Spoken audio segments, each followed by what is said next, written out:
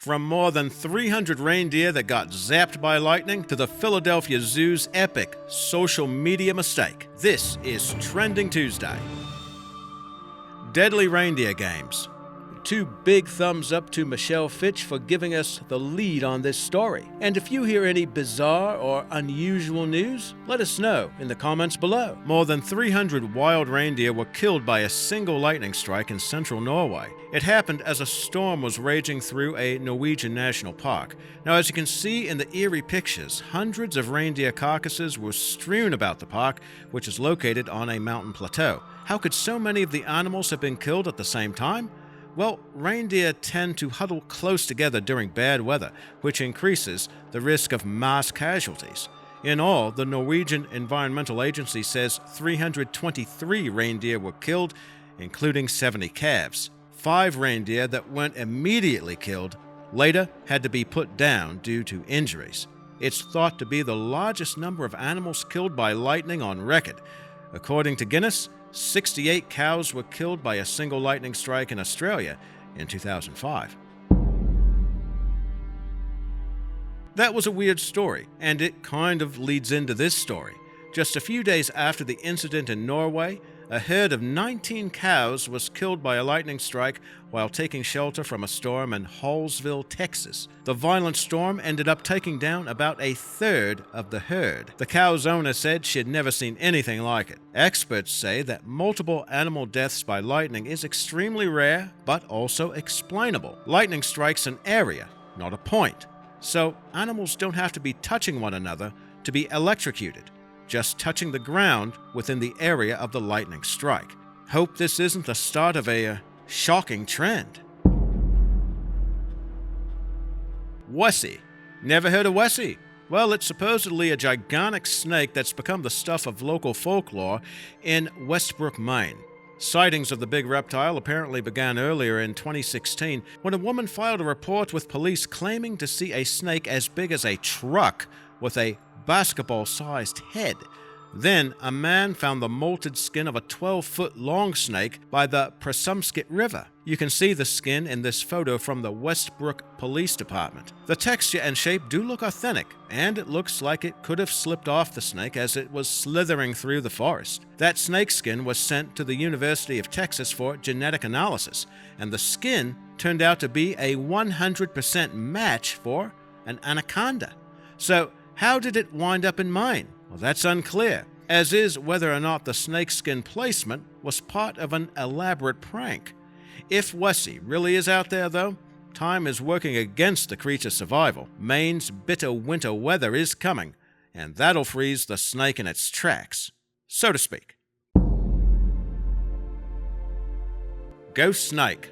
Maybe Wesley exists and maybe not, but there's no disputing the discovery of a new snake species in Madagascar. Researchers found it on a path inside the Ankarana National Park and named it the ghost snake for its pale gray coloration. You can see it here in this picture by Sarah Ruane, hope I got that name right, of Louisiana State University. Note the unique patterns on its skin. The snake looks almost chalky white, so wouldn't it seem to stand out in the forest? Well, ghost snake also applies to the animal's elusiveness. Maybe it uses that ability to escape predators. This reptile is part of a group known as cat-eyed snakes. They have vertical pupils, but this one seems to be a whole new species. Scientists say no snakes in the group have this creature's pale coloration or distinct pattern. More research, including counting all the scales on its skin, is yet to be done. So far, though, it's the only one of its kind found. Seriously angry birds. Springtime in Australia starts in September, and that means it's time to watch out for magpies.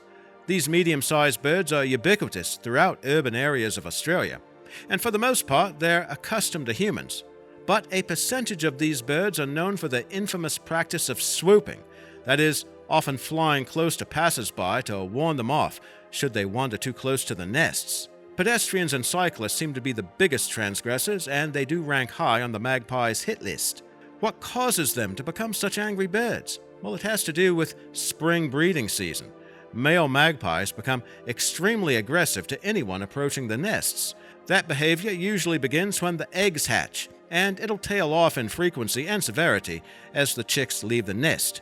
In rare cases, the birds will dive bomb a target and strike an intruder in the chest.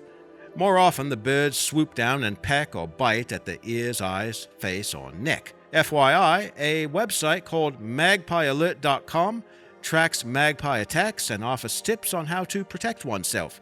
That sounds good, because experts think 2016 could be an especially long season for swooping, because nesting began almost 2 months earlier than last year. Have fun!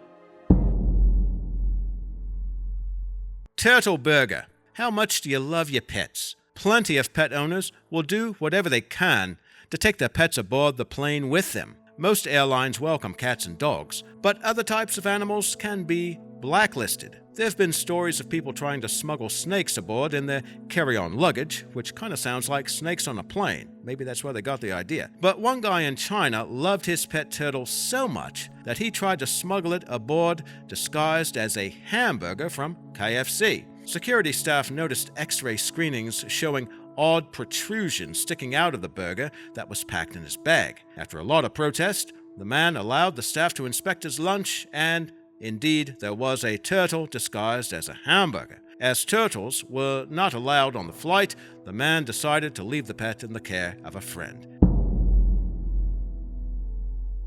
A fishtail. The President of the United States is often considered one of the world's most powerful leaders, if not the most powerful. And what better way to recognize the power of that leader than having a fish named after him? A maroon and gold creature was found some 300 feet deep in the waters of Kure Atoll in the Pacific Ocean, and it's the only fish known to live within the Pahana no Kuekia Marine National Monument, and I really hope I got that name right. Anyway, that's an amazing expanse of coral reefs and seamounts, home to millions of endangered turtles, monk seals, and over 7,000 species overall. The fish was named after President Obama because he greatly expanded the national monument's area of protection, creating a protected area about twice the size of Texas. And in fact, it's the largest area of protected water or land on Earth. The new species was discovered in June 2016, and it was also named after the president for another reason.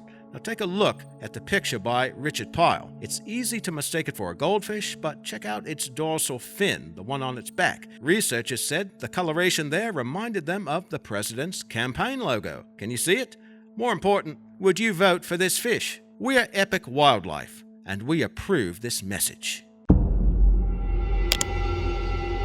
Hands up for Harambee. The Philadelphia Zoo provided a great example of how social media can work for you or against you. The zoo planned to enlist the help of social media followers and zoo visitors to come up with a name for a newborn western lowland gorilla. Question: what do you think is an appropriate name for the baby gorilla? Now, you can't fault the intent, and you also can't doubt many internet citizens would seize the opportunity to have the newborn gorilla named after another ape who made plenty of headlines earlier in 2016. Do we even have to say the name? It's Harambee, of course, the 17-year-old lowland gorilla who was killed in a controversial shooting at the Cincinnati Zoo. The internet pretty much exploded with memes about Harambee, and no doubt you've seen plenty of them, which is good since we can't repeat most of them here. The Cincinnati Zoo ended up deleting its Twitter account after being deluged with countless jokes, and after the Twitterverse was bombarded by users demanding the Philadelphia Zoo name their newborn gorilla Harambee, a zoo spokesperson clarified that the public would be allowed to choose from a list of curated names rather than picking the public's favorite choice.